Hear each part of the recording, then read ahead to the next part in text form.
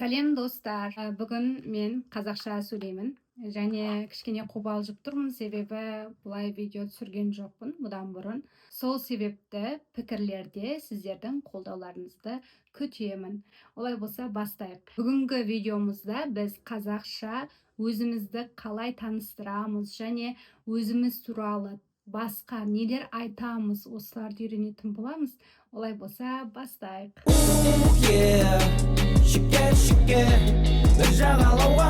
Жақсы, ең әуелі біз Қазақстанға барған кезде өзімізді таныстырамыз, кез келген адамға өзімізді таныстырамыз. Мысалы, мен бардым Қазақстанға, ұшақтан түстім, не деп айтамын? Мен Айгеріммін, менің есімім Айгерім, мен Түркиядан келдім. Және мен туристпін. Немесе сіз өзіңіздің не мақсатпен келгеніңізді айтасыз. Мысалы, мен жұмыс істеуге келдім. Мысалы, мен қыдыруға келдім. Немесе басқа да нәрселер айтсақ болады. Оқуға келдім. Және одан кейін біз Қазақстанға кіреміз. Сосын өзімізді басқа адамдармен таныстырып, өзіміздің қызығушылығымызды, өзіміздің жұмысымыз туралы айтамыз, Ең әуелі жұмысымыз туралы айтып көрейікші. Мысалы, мен мұғаліммін. Сен кімсің? Сен кімсің? Немесе сен кім болып жұмыс істейсің? Мысалы, мен мұғалім болып жұмыс істеймін. Сен? Сіз пікірлерге жауап берсеңіз болады. Мен инженер болып жұмыс істеймін, мысалы. Немесе мен дәрігер болып жұмыс істеймін. Қысқаша былай да айтсаңыз болады. Мен дәрігермін, мен мұғаліммін. Немесе мен архитектормын. Бұның gibi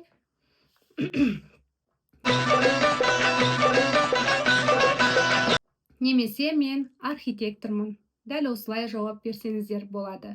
Бұдан кейін өзіміздің жасымызды айтып көрейікші. Мысалы, менің жасым 26-да. Сіздің жасыңыз нешеде? Менің жасым, сіз ары қарай жалғастырасыз. Менің жасым 30-да, менің жасым 31-де, немесе басқада сандарды қойсаңыз болады. Яғни, өзіңіздің жасыңызды қоясыз әрине. Ары қарай жалғастырайық. Басқа өзіміз туралы не айтсақ болады, достар?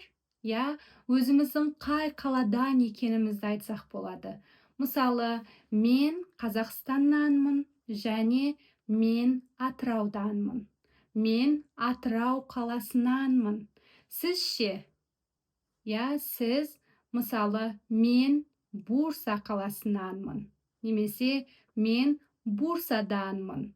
Мен Измирденмін. Мен Токаттанмын. Осы сияқты өзіңіздің қалаңызды айтасыз.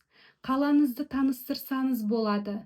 Менің қалам өте әдемі, өте жақсы.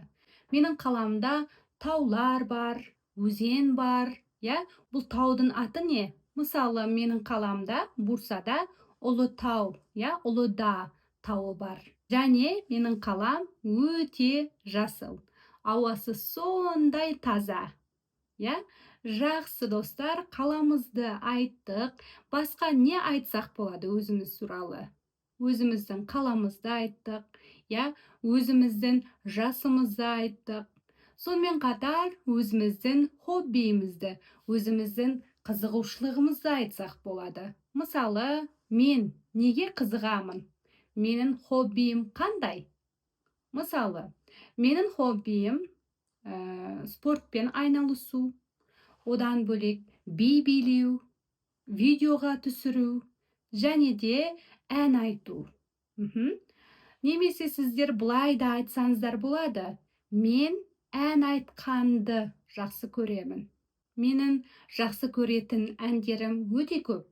Және әншілерім де өте көп.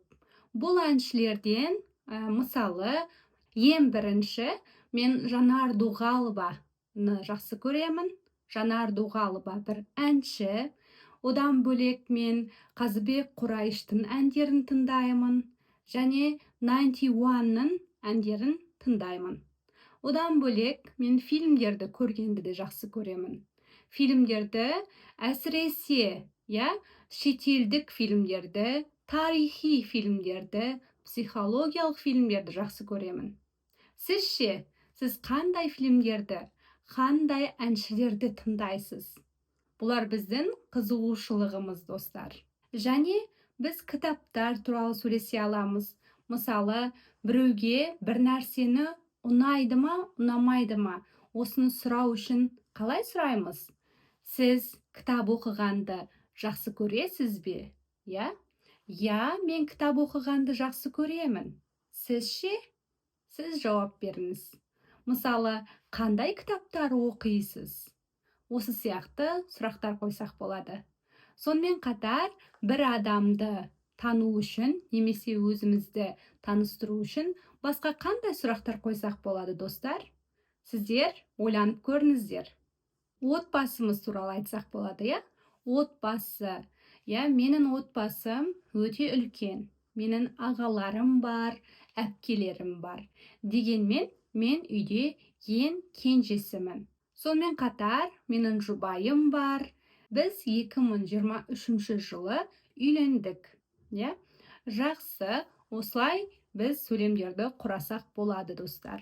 Бұдан бөлек біздің шетелдік тәжірибелеріміз туралы айтсақ болады. Яғни біз шетелге шықтық па, шықпадық па, шыққымыз келеді ме? Осылар туралы сөйлесейікші. Мысалы, сіз шетелге шықтыңыз ба? Мен шетелге шықтым.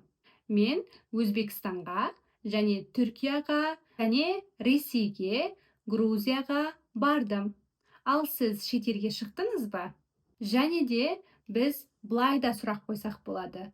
Сіз шетелге шыққыңыз келеді ме? Мен шетелге шыққым келеді. Мысалы, мен басқа елдерге барғым келеді. Сіз қандай елдерге барғыңыз келеді? Бұл туралы пікіріңізді жаза өтіңіз. Және де қысқаша былай айтсақ та болады, Менің атым Айгерім, мен 26 жастамын, менің туған жылым 2000, менің ұлтым қазақ, және менің хоббиім не? Ән айту, би билеу, спортпен айналысу және елдерді аралау. Және мен тұрмыс құрғанмын. Қазақшада біз үйлену және тұрмыс құру деген екі сөз бар. Бұлар жынысқа байланысты өзгереді. Яғни әйел адамдарға тұрмыс құру болса, ер адамдарға үйлену деп айтамыз. Яғни үйленген ер адамға біз үйленді деп айтамыз. Ал әйел адамға тұрмыс құрған, тұрмыс құрды деп айтамыз, достар. Бүгінгі видеомызда мен қысқаша өзімді таныстыру арқылы сіздерге қазақша үйреттім деп ойлаймын. Егер де сіздер осындай видеолардың келгенін қаласаңыздар, пікірлер бөліміне жаза өтіңіздер, достар.